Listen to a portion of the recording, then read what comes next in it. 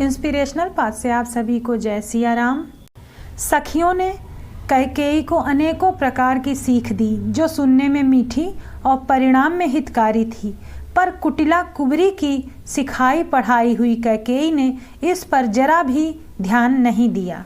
आइए हम लोग रामचरितमानस में अयोध्या कांड का पाठ करते हैं। उतरु न देई दुसहरिस रूखी, मृगिन चितव जनु बाघिनी भूखी, व्याधि असाधी जानिति त्यागी, चली कहत मतिमंद अभागी। कैकेयी कोई उत्तर नहीं देती हैं। वह दुसह क्रोध के मारे रूखी हो रही हैं, ऐसी दिखती हैं मानो भूखी बाघिन हरनियों को देख रही हो। तब सखियों ने रोग को असाध्य समझकर उसे छोड़ दिया। सब उसको मंद बुद्धि अभागिनी कहती हुई चल दी।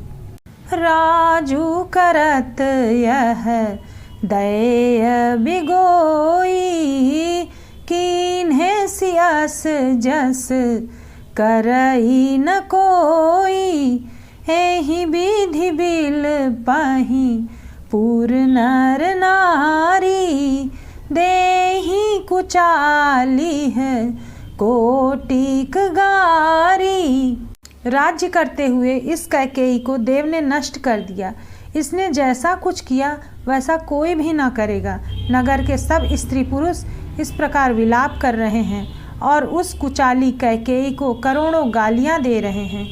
जरहि विषम जर लेहि उसासा, कवनी राम बिनु जीवन आसा, विपुल वियोग प्रजा कुलानी, जनु जलचर गण सुखत पानी।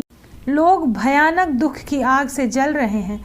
लंबी सांसें लेते हुए वे कहते हैं कि श्री रामचंद्र जी के बिना जीने की कौन आशा है। महान वियोग की आशंका से प्रजा ऐसी व्याकुल हो गई मानो पानी सूखने के समय जलचर जीवों का समुदाय व्याकुल हो। अति विषाद बस लोग लोगाई, गए मातु पही रामु गोसाई, मुख प्रसन्न चित चौगुन चाऊ, मिटा सोचू जनी राखै राऊ। सभी पुरुष और स्त्रियां अत्यंत विषाद के वश हो रहे हैं। स्वामी श्री रामचंद्र जी माता कौशल्या के पास गए। उनका मुख प्रसन्न है और चित्त में उत्साह है। यह सोच मिट गया है कि राजा कहीं रख न ले। श्री राम जी को राज तिलक की बात सुनकर विषाद हुआ था कि सब भाइयों को छोड़कर बड़े भाई अर्थात मुझको ही राज तिलक क्यों होता है। अब माता कैकेयी की आज्ञा और पिता की मौन सम्मति पाकर वह सोच मिट गया। राम नाम मन दीप धरु, जीह दे हरि द्वार, तुलसी भीतर बाहरऊं, जो चाहसी उजियार। इस संपुट का अर्थ गोस्वामी तुलसीदास जी कहते हैं, यदि हम राम नाम रूपी मणि को अपनी जीभ द्वार की देहली पर रख लें तो उसका प्रकाश हमारे अंदर और बाहर दोनों तरफ उजाला करेगा। नव गयंदु रघुबीर मनु, राजु अलान समान, छूट जानी बन गवनु सुनी, उर आनंदु अधिकान। श्याम जी का मन नए पकड़े हुए हाथी के समान और राजतिलक उस हाथी के बांधने की कांटेदार लोहे की बेड़ी के समान है। वन जाना है, यह सुनकर अपने को बंधन से छूटा जानकर उनके हृदय में आनंद बढ़ गया है। रघुकुल तिलक जोरी दो हाथा, मुदित मातु पद नायउ माथा, दीन आशीष लाई उरलीन है, भूषण बसन निछावर कीन है। रकुल तिलक श्री रामचंद्र जी ने दोनों हाथ जोड़कर आनंद के साथ माता के चरणों में सिर नवाया। माता ने आशीर्वाद दिया, अपने हृदय से लगा लिया और उन पर गहने तथा कपड़े ने उछावर किए।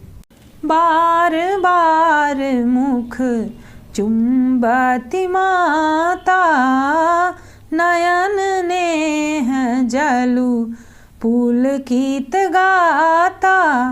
गोद राखी पुनि हृदय लगाए, श्रवत प्रेम रस पयद सुहाए। माता बार बार श्री रामचंद्र जी का मुख चूम रही हैं। नेत्रों में प्रेम का झल भर आया और सब अंग पुलकित हो गए। श्री राम जी को गोद में बैठाकर फिर हृदय से लगा लिया। प्रेम प्रमोदुन कछु कहि जाई, रंक धनद पदवी जनु पाई। सादर सुंदर बदनु निहारी, बोली मधुर बचन महतारी। उनका प्रेम और महान आनंद कुछ कहा नहीं जाता, मानो कंगाल ने कुबेर का पद पा लिया हो।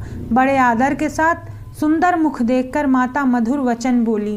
कहूँ तात जननी बलिहारी, कबहि लगन मुद मंगलकारी। शुकित सील सुख शिव सुहाई, जन्म लाभ कई अवधि अघाई। हे तात, माता बलिहारी जाती हैं, कहो वह आनंद मंगलकारी लग्न कब है जो मेरे पुण्य शील और सुख की सुंदर सीमा है और जन्म लेने के लाभ की पूर्णतम अवधि है। अर्थ सहित तुलसीदास कृत रामचरितमानस सुनने के लिए please subscribe inspirational path. Thank you for watching.